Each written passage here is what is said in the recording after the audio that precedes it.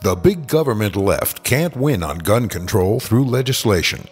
Americans have chosen to elect to Congress adequate numbers of representatives who hold pro-Second Amendment convictions.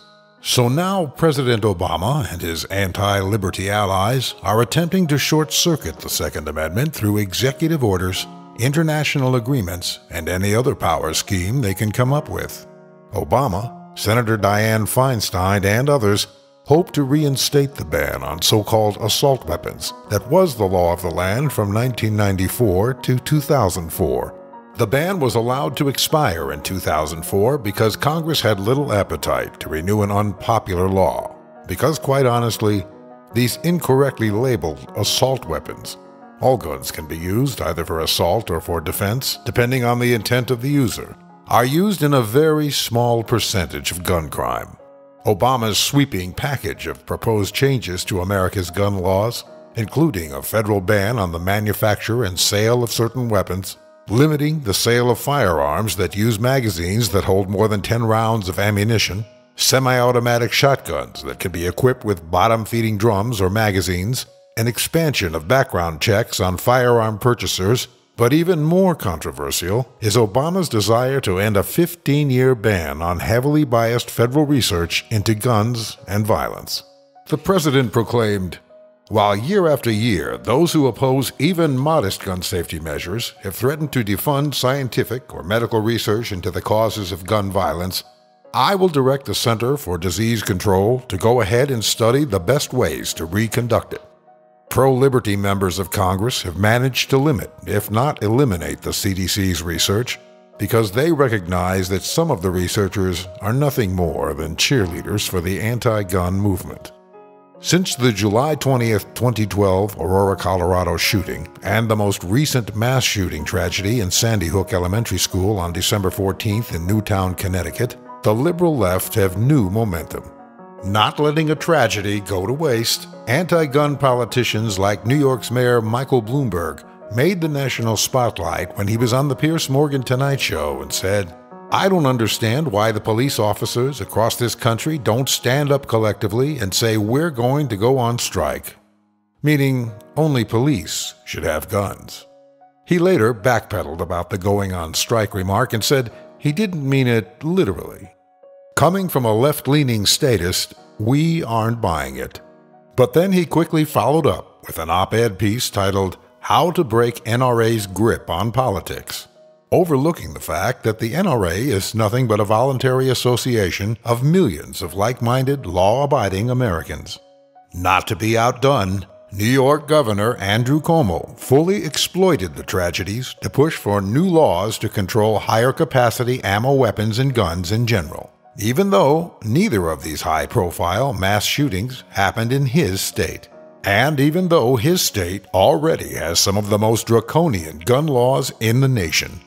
But in a rush to be the first state to pass new heavier gun control legislation since Newtown, Cuomo pushed through the New York SAFE, Secure Ammunition and Firearms Enforcement Act, through the New York Assembly. This matters to you.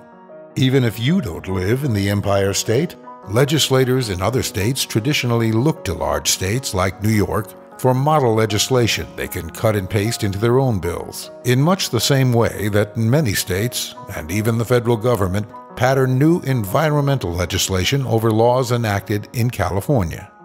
"The bill tramples on the constitutional rights of our citizens," said Assemblyman Mark Butler, an upstate Republican.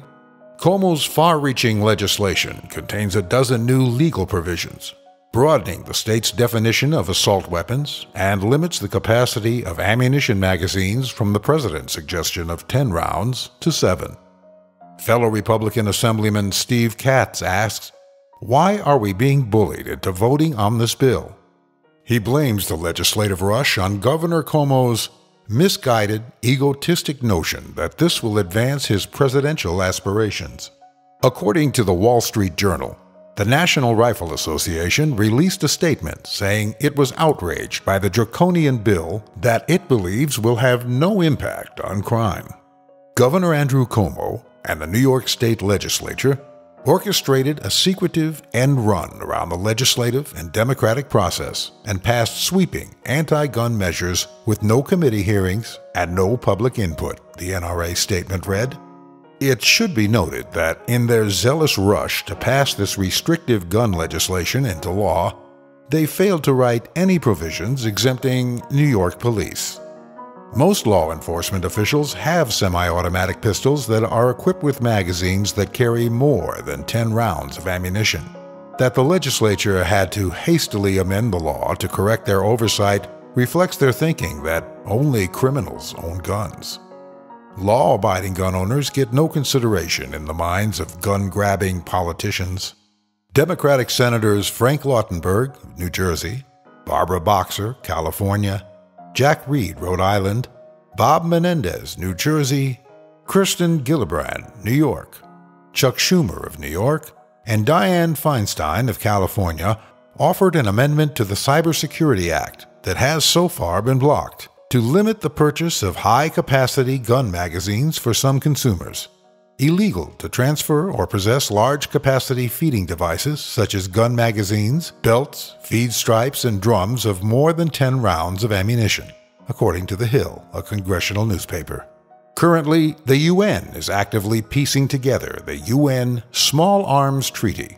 Contributing writer to Forbes magazine, Larry Bell, suggests this treaty will enact tougher licensing requirements, creating additional bureaucratic red tape for legal firearms ownership, confiscate and destroy all unauthorized civilian firearms, exempting those owned by our government, of course, ban the trade, sale, and private ownership of all semi-automatic weapons, any that have magazines, even though they still operate in the same one-trigger pull, one single bang manner as revolvers, a simple fact that the anti-gun media never seem to grasp. Create an international gun registry, clearly setting the stage for full-scale gun confiscation. In short, overriding our national sovereignty, and in the process, providing license for the federal government to assert preemptive powers over state regulatory powers guaranteed by the 10th Amendment, in addition to our Second Amendment rights. Greater gun control, or trusting bureaucrats and law enforcement to protect us at every turn, only creates a type of self-defense moral hazard. It is our right and our responsibility to defend ourselves.